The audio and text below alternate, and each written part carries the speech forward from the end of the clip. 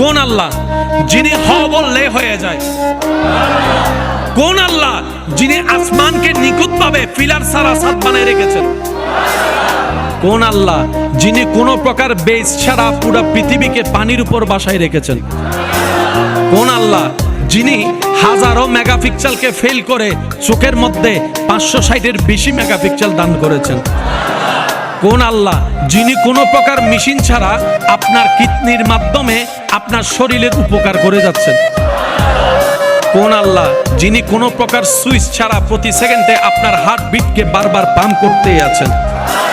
কোন আল্লাহ যিনি চাইলে পাথর থেকে জীবিত ওঁট বের করে দেখাতে পারেন?